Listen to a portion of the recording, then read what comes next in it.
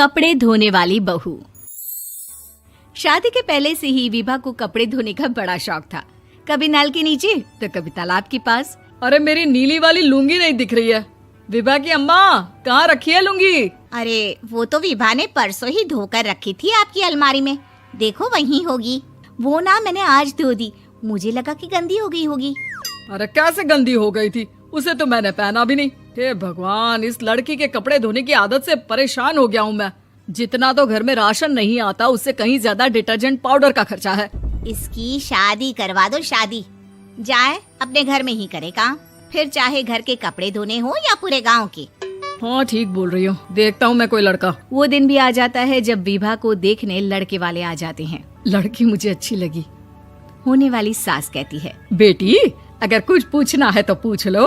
वैसे तो हमारी लड़की बहुत ही शर्मीली है, जो बोल दो वो मान लेती है, इसे क्या पूछना होगा। अरे कैसी बात कर रही हो माँ, मुझे इन लोगों के घर रहना है, सवाल तो कई है। हाँ हाँ बेटा, पूछ लो ना, क्या पूछना है। आप लोगों के घर कपड़े कौन धोता है? सास का मुंह बन जाता है। देखो, अगर तुम ये कहना चाहती हो कि तुम्हें कपड़े धोने नहीं आते तो सुन लो, कपड़े मैं ही धोती हूँ, लेकिन तुम्हारे आ जाने के बाद मैं रुमाल तक नहीं धोऊंगी। अरे चुप रहना भाग्यवान, बहू बेचारी घर आई नहीं, उसे डराना शुरू कर दिया। वो क्या है ना बिटिया, अभी तक तो ये कल्लू की माँ ही धोती थी, लेकिन अब तुम्हारे पापा तो दहेज में वॉशिंग मशीन देंगे ही।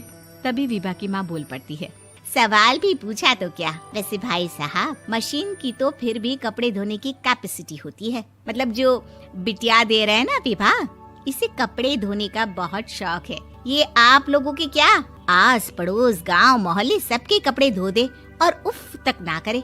बाहर देखा नहीं आपने कितने कपड़े सूख रहे हैं? सब हमारी बिटिया ने ही तो धोए हैं। बस भी करो ना माँ, शर्म आ रही इतनी तारीफ सुनकर। और तो और एक दाग निकाल कर दिखाओ तो मान जाओ। हाँ अच्छा, माफ करना बेटा, मैंने गलत समझा। हमें तो रिश्ता बहुत पसंद है। और ऐसे जुड़ जाता है रिश्ता कपड़े धोने का शौक रखने वाली विभा का। उसकी शादी हो जाती है कोयला फैक्ट्री में काम करने वाले कल्लू के साथ। शादी के बाद अचानक विभा चिल्लाती हुई सास के पास आती है। सासू माँ, अरे सासू माँ कहाँ है आप? ये तो धोखा है, धोखा दिया आप लोगों ने मुझे। इसे ससुर के चक्कर के बारे में पता चल गया। अरे तो उसमें तुझे क्यों धोखा मिला है? अरे नल में पानी नहीं आता, कपड़े कैसे कब धुलेंगे? अच्छा, तू पानी नहीं आ रहा उसकी बात कर रही है। तो आपने क्या सोचा? कुछ नहीं। अच्छा, तेरी माँ ने कहा था कि कपड़े धोने का शौक है तुझे, याद आया मुझे। शौक बोलकर कपड़े धोने वाले मेरे जुनून को कम ना आके सासू माँ, कपड़ा धोना मेरा गुरूर है।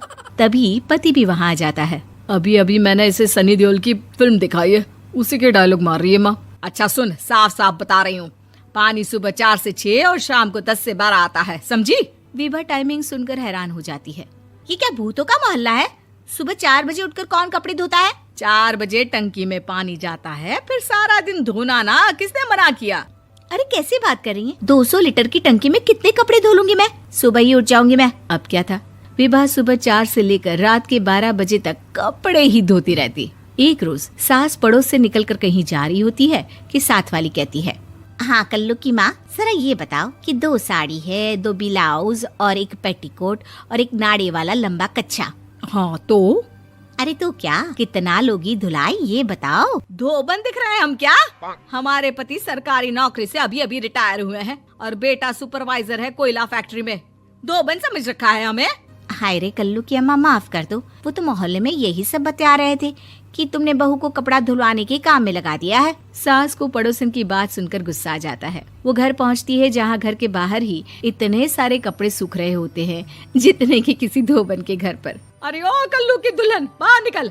माँ जी यहीं आ जाओ, बाथरूम में चादर धो रहे हैं हम। अरे अभी हम धोते हैं, तुमको बाहर निकलो। ये आस पड़ोस वाले बोल रहे हैं कि हम बहू से कपड़े धुलवा कर उसे कपड़ा धोने वाली बना दिए हैं। अरे छोड़ो ना माँ जी, किन लोगों की बातों में आती हो? आस पास के लोगों का तो काम ही होता है कि वो किसी तरह सास बहू को लड़ा दे। बहू सारे घर के कपड़े धोती है, ये क्या कम है? बोलिए। सास को भी लग जाता है कि वो बहू का ये सनकीपन नहीं छुड़वा सकती, इससे अच्छा है कि खुद ही चुप हो जाए। एक रोज सास और बहू मंदिर जाते हैं, जहाँ सास की साड़ी वहाँ खड़ी भीख मांगने वाली से मिलती है। माँ जी क्या बात है, आपकी साड़ी उस भिखारन से कितनी मिल रही है ना? हाँ हाँ देखो तो, दोनों की साड़ी मिल रही है। क्या बात है कल्लू की अम्मा, तुम खुद को तो अफसर की बीवी बताती हो और ऐसी सिंपल सी प्लेन साड़ी पहनकर घूमती हो। सिंपल और प्लेन नहीं है ये साड़ी। तो क्या सोने के धागे से फूल बने हैं? कुछ भी सासू माँ, कुछ भी। हाँ बने थे इस साड़ी में सोने के धागे से फूल। मेरे पति लेकर आए थे मद्रास से स्पेशली मेरे लिए 10,000 की।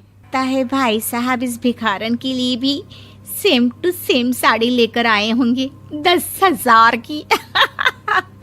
सास उस वक्त तो कुछ नहीं कहती, लेकिन बहू के साथ घर आती है और अलमारी से एल्बम निकाल कर लाती है। ये साड़ी देख रही है, ये वही साड़ी है जिसे मैंने अभी पहना था। इस साड़ी में ये जो चमकदार फूल दिख रहे हैं ना, ये सोने के धागों से काटे गए हैं। लेकिन तू लोकल वॉशिंग मशीन ब्रश से घिस घिस कर सारे फूलों को निकाल कर साड़ी प्लेन कर दी।